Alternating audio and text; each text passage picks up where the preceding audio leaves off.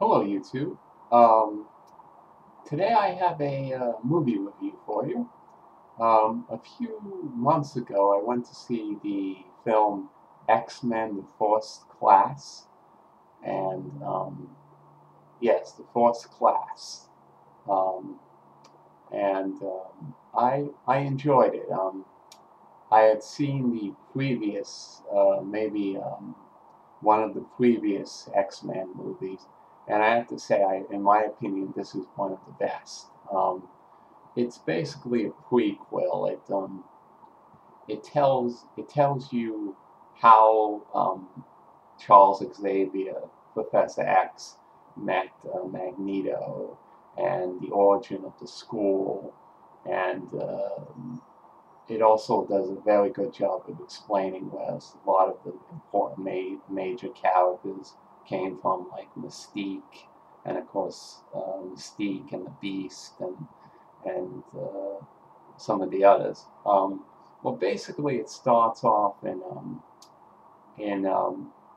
Dr. Xavier. You meet him as a boy, and he's inside his house, inside the pantry of his house, and this is him as a young boy. He comes down because he hears a noise, and he sees his mother.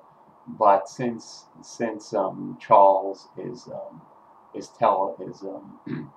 it has the ability to read the minds of others.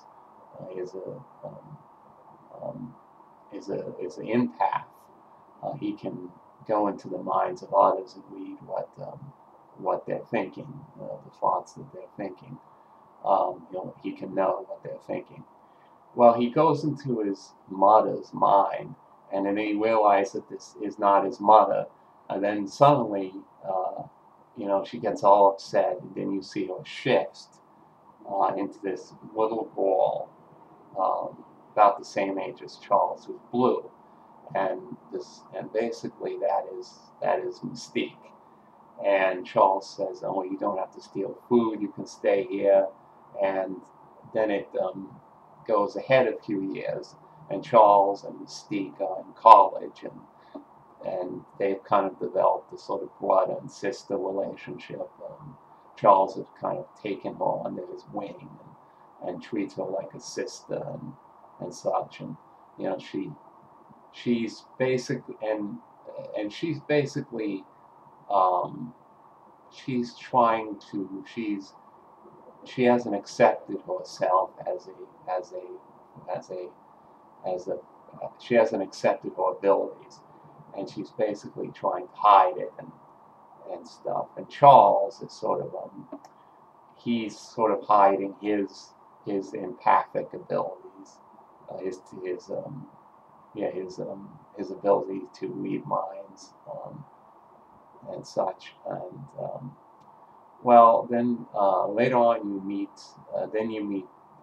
Magneto, or Eric Lindstrom, I believe.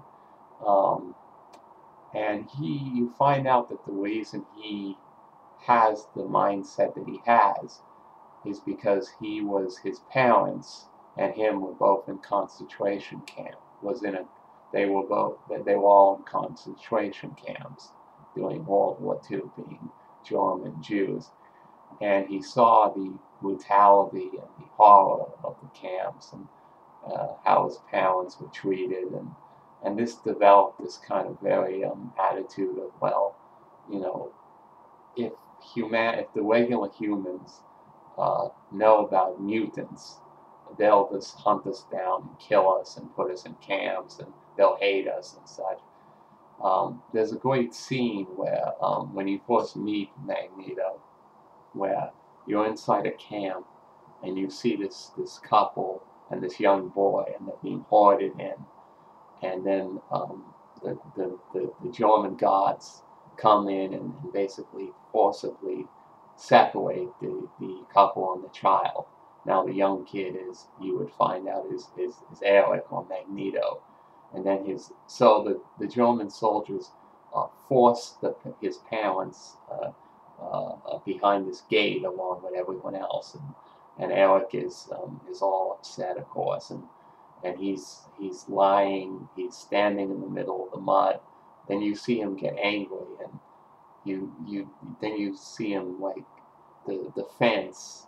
You see him get really angry, and then you can see the look of focus in his eyes, and he reaches on his face. It's this concentration on his face, and he reaches out his hand, and the gate begins to move and bend, and then the metal hats of the German officers, begin to misshape and begin to twist, and the gate begins to twist and move. And you can see that's the really forced manifestation of Magneto's abilities, powers, because he. It seems like whenever he gets angry and there's tension, that's when his abilities manifest. Well, fast forward a few years, and then Eric decides that he wants to basically hunt down the people who are responsible for killing his parents. And then you have Eric, then you have Kevin Bacon, who is a warden, head of the camp that Magneto was put in as a boy, and you find out that he has mutant power. He has abilities of his own. He is a mutant as well, and he sort of takes Eric sort of takes him and becomes his kind of mentor in a kind of very destructive, evil sort of way. He sort of, and Eric basically, when he gets older, wants to find him and kill him. And but he eventually meets Charles, and they kind of become friends, and they form sort of an alliance, and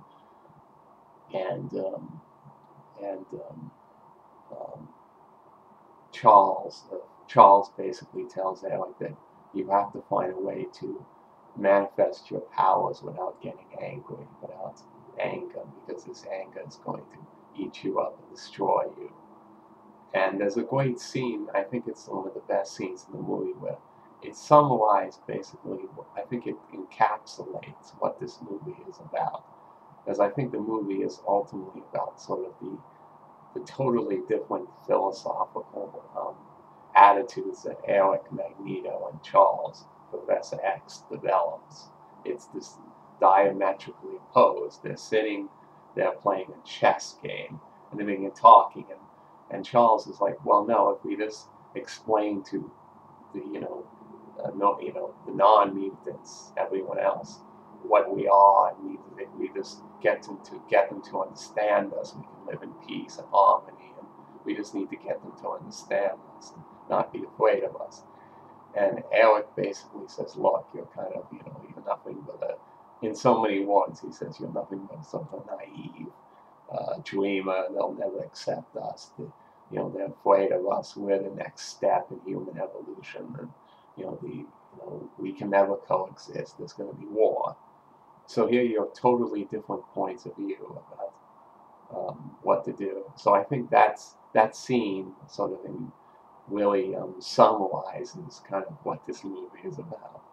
And then eventually you see how Eric and how Magneto and Charles sort of end up getting broken apart and going their own way, and how Magneto becomes Magneto, and how Charles becomes Professor X, and how they split, how they went their two separate ways.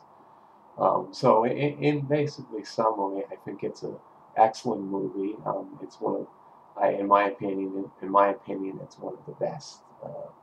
It's definitely worth seeing, and I give it 5 zombies.